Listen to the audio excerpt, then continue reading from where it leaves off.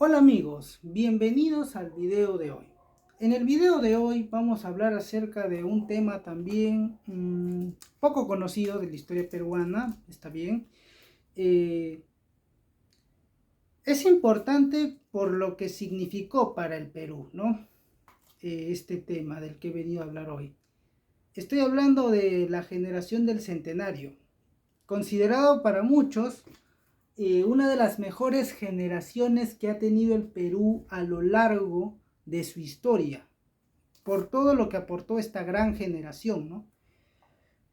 Fue una generación que vivió pues los inicios del siglo XX. En algunos casos, como los que voy a explicar más adelante, pues muchos llegaron a vivir de alguna manera lo que fue la ocupación chilena de Lima, en algunos casos. Otros vivieron, por ejemplo, lo que fue los inicios del siglo XX, la República Aristocrática, parte de lo que fue la reconstrucción nacional, eh, el golpe, bueno, el gobierno de Billinghurst, ¿no? El famoso gobierno del Pan Grande, la crisis política que también pasó por el Perú por esas épocas, que vamos a tener pues el gobierno de Benavides, que se da luego del golpe de estado de Billinghurst. También vamos a tener que viven pues el golpe de estado que sufre José Pardo y Barrera de parte de Augusto B. Leguía y que instaura el oncenio de Leguía, que el oncenio de Leguía de hecho coincide con el centenario de la independencia del Perú, y de ahí se dieron las celebraciones de las cuales vamos a hablar en este video, pero sobre todo que esta generación vive, ¿no? La generación del centenario vivió pues el oncenio de Leguía también, y vivió las celebraciones por la independencia del Perú.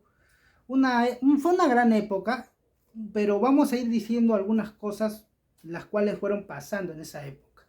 Bueno, antes de hablar de la generación del centenario, tenemos que entender cómo surge esta gran generación. Y es que la verdad, la generación del centenario surgió en medio de la desgracia. ¿Por qué en medio de la desgracia? Porque pues recordemos que años antes había vivido el Perú lo que fue la guerra con Chile. Y ustedes saben, muchachos, que pues en la guerra con Chile no nos fue muy bien que digamos, perdimos territorio y pues obviamente el Perú quedó completamente endeudado, en la ruina y en la bancarrota total y absoluta. Ya años anteriores a la guerra con Chile, el Perú vivía no tan bien, ¿no? Tuvimos el desastre de lo que fue la era del guano, donde se dieron malos manejos, donde se dieron otras cosas, ¿no? Como por ejemplo la corrupción que hubo, y esto lo menciona Alfonso Quirós en su libro Historia de la corrupción en el Perú.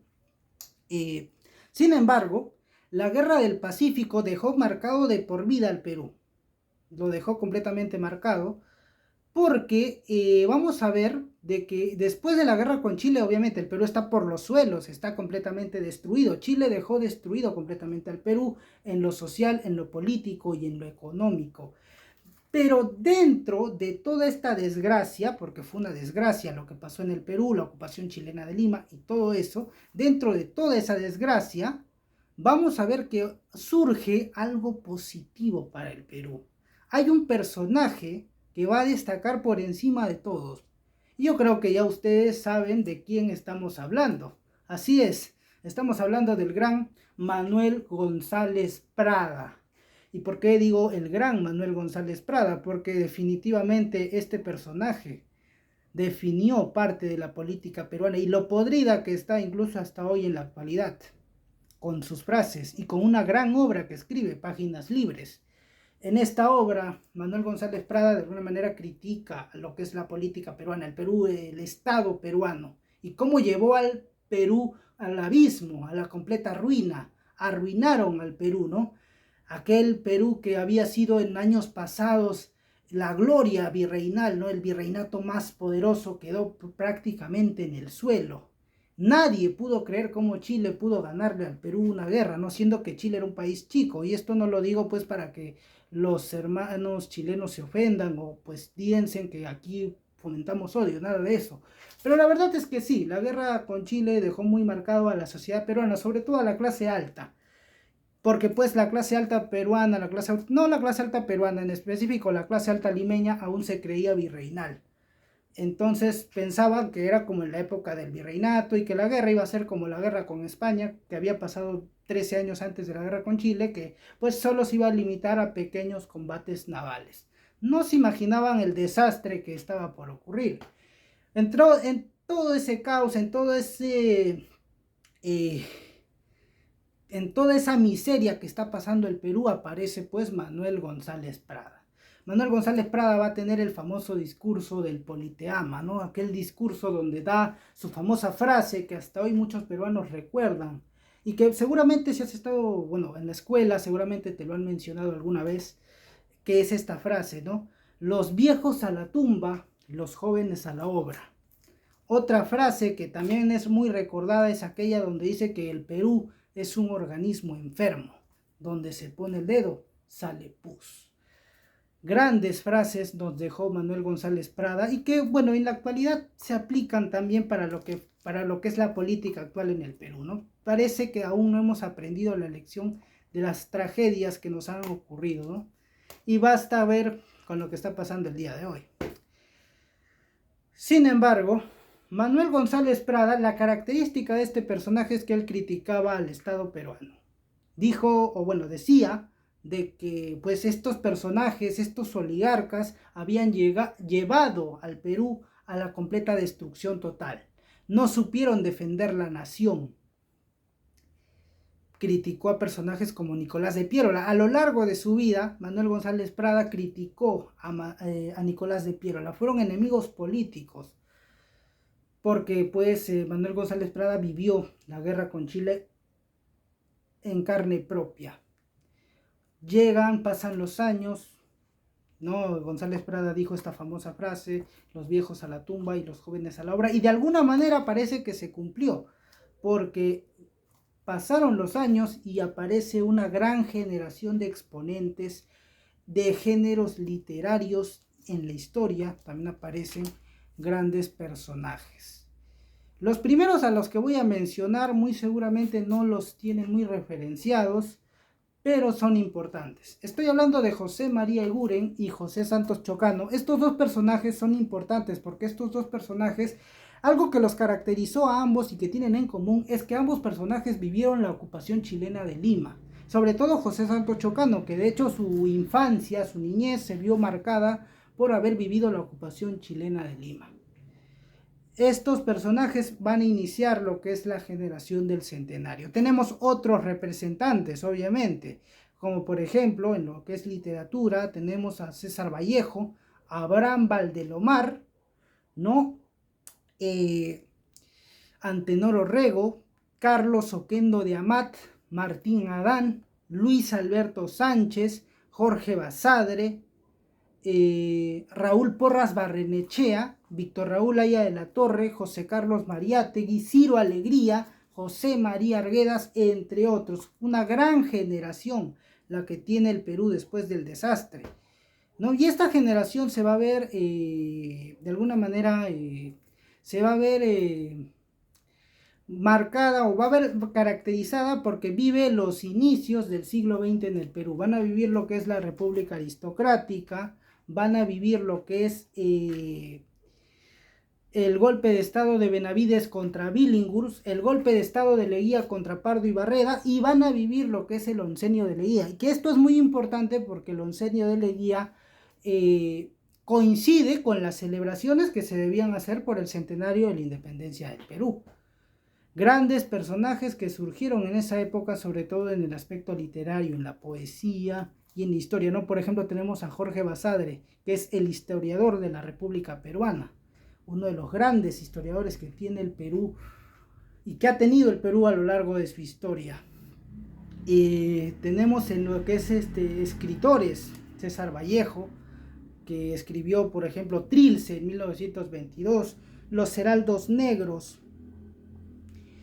Abraham Valdelomar, otro gran exponente de la literatura peruana, otro personaje, José María Arguedas también, Ciro Alegría, Jorge Basadre, Magda del Portal, Luis Alberto Sánchez, Raúl Porras Barrenechea, etcétera, etcétera, etcétera. La lista de estos grandes exponentes es larguísima. Y otra cosa que va a impresionar bastante es que todos estos personajes a los que acabo de mencionar pues fueron contemporáneos. Incluso se llegaron a formar grupos, movimientos, estos pequeños grupos literarios donde se discutía pues de literatura, de poesía, algunas veces de política. Por ejemplo, tenemos el famoso Grupo Norte, ¿no? Donde coincidieron Aya de la Torre y César Vallejo. Coincidieron César Vallejo y Víctor Raúl Aya de la Torre en el famoso Grupo Norte, junto con otro personaje importante como Antenor Orrego. Y otra cosa que se caracteriza en esta época es que, pues, por ejemplo, fueron contemporáneos. Incluso Vallejo y Aya de la Torre fueron juntos a la universidad. Entonces fue una gran época, ¿no? Para esta gran generación. Se dieron grandes obras, como vuelvo a repetir, Vallejo tiene Trilce en 1922.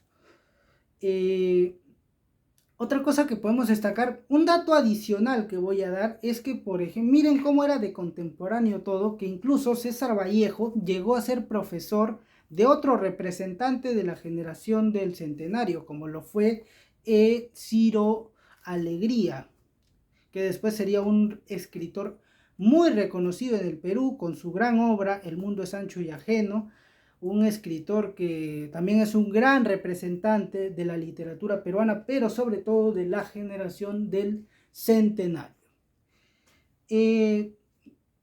Estos dos personajes coincidieron, ¿no? Vallejo fue el profesor, imagínense, de Ciro Alegría, que años más tarde también iba a lograr poner su nombre en la historia peruana como un gran exponente de la literatura.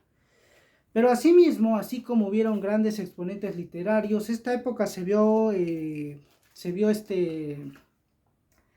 caracterizada por el gobierno de Augusto de Leguía y el oncenio, ¿no? El oncenio de Leguía, donde se coincide con las celebraciones de lo que fue la independencia del Perú, ¿no? El centenario de la independencia del Perú, donde se hicieron muchas celebraciones, desfiles cívico-militares, se hicieron grandes homenajes, ¿no? El Perú recibió obsequios de diferentes países, estatuas, se van a colocar estatuas en algunas partes de la capital. Se va a recibir muy bien el centenario de la independencia del Perú. Pero asimismo, pues el oncenio de Leguía se va a caracterizar por ser un gobierno de tendencia dictatorial y autoritaria, ¿no? Se van a dar muchos exilios, muchas persecuciones políticas. Incluso Aya de la Torre va a terminar exiliado en México. De hecho, ahí va a fundar el APRA en 1924. Y pues por eso, ¿no? Incluso hay un historiador, Juan Luis Orrego, que nos dice que pues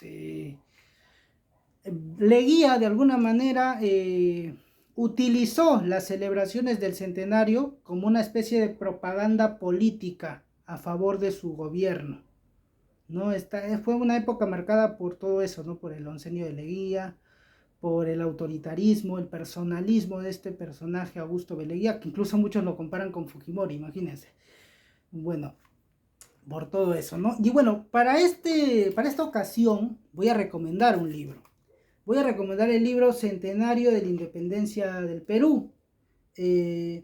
Las celebraciones de la independencia, ¿no? El libro pertenece a la editorial Munilibro, un excelente libro si se quiere saber todo lo que pasó, todas las celebraciones que se dieron durante la celebración del centenario de la independencia. Que hay algo muy cierto que se dice mucho, ¿no?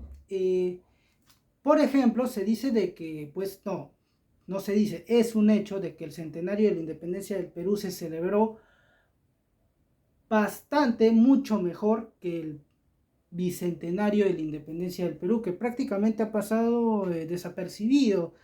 No hemos tenido ese gran recibimiento, ¿no?, que se puede esperar para la celebración para la celebración de los 200 años de independencia peruana. No todos los días se cumple 200 años, sin embargo, pues se pasó como una especie una especie de, como cualquier cosa, ¿no? Como una página de un libro. No se celebró nada, pasó prácticamente desapercibido, como una celebración más. Y encima el próximo año 2024 vamos ya a tener el bicentenario de la batalla de Ayacucho y seguimos viendo pues que no hay celebración alguna. Es bastante penoso que el bicentenario de la independencia del Perú haya pasado tan desapercibido. Pero también es porque pues en el Perú, en estos años, ¿no? En estos últimos 30 años, nunca se habló de lo que se iba a hacer en el bicentenario de la independencia del Perú. En 1990 nadie hablaba del bicentenario. En el año 2000 nadie hablaba del bicentenario. 2011 nadie hablaba del bicentenario. ¿Se habría comenzado a hablar del bicentenario en dónde? A ver, ¿en qué año? ¿Hace 5 años atrás, más o menos? Sí, puede ser por ahí. Pero no se ha tenido en cuenta. Y el bicentenario pues ya va a pasar. Y vamos a pasar a celebrar el sesquicentenario de la guerra con Chile. En el año 2029 ya vamos a cumplir los 150 años de la guerra con Chile. Que va a pasar rápido. Va a pasar muy rápido porque después, en el 2035, vamos a celebrar lo que va a ser los 500 años de la fundación de Lima, ¿no? Sí, de la fundación de Lima. Y después vamos a tener obviamente 2051, fundación de San Marcos. Y ya por ahí, ¿no? Ya no creo que yo no voy a ver eso, no creo que lo vea. En el 2069, 71, 2071, pues recién se van a cumplir los 250 años de independencia peruana, que muy probablemente pues ya quien le habla no va a llegar a ver esas, bueno, no sé, no puedo asegurar cómo se irá a recibir ese año, ¿no? Nadie lo sabe. Pero bueno, aquí está este gran libro, ¿no? Gran libro, Centenario de la Independencia del Perú, Celebraciones de la Independencia. Un gran libro si quieres saber más sobre la independencia peruana y de su celebración, de cómo se celebró el centenario de la independencia del Perú, los 100 años de independencia peruana. Fueron grandes celebraciones, incluso vino Pershing, el general Pershing, que fue este general veterano de la Primera Guerra Mundial. Ah, que por cierto, la avenida Pershing lleva nombre en honor a este personaje, ¿no? En honor a Pershing, que después va a participar en lo que va a ser los temas del plebiscito que se va a dar entre Chile y Perú por el tema de Tacna y Arica. Van a haber ahí algunos problemas, pero bueno, eso ya es tema de otro video, ¿no? Eso se hablará ya en otro video. Bueno, antes de acabar el video, pues vamos a mostrar algunas facetas de lo que fue este gran libro, ¿no? Aquí podemos ver, ¿no? Vamos a acercarlo. Sí se logra ver. Sí, estos fueron las grandes celebraciones que se dieron en el Perú por esa época, ¿no? Grandes celebraciones que se dieron en el Perú de esa época, ¿no? Mira todo esto lo que pasó pues en el Perú de esa época, ¿no? Una época de mucha celebración en el Perú. Claro que, bueno, lo de Leguía, vuelvo y repito, pues fue un acontecimiento que hasta hoy no ha pasado desapercibido, ¿no? Creo que no va a pasar, ¿no? El gobierno de Leguía siempre va a dejar mucho debate. Pero aquí está, y con esto cerramos el video, la foto de la generación del centenario, ¿no? 1921-1924. Aquí está la foto de la generación del centenario y sus grandes representantes. Bueno amigos, hasta aquí el video de hoy. Comenten si les ha gustado, qué les ha parecido el video. Suscríbanse, denle like para más. Hasta la próxima. Chao. Cuídense.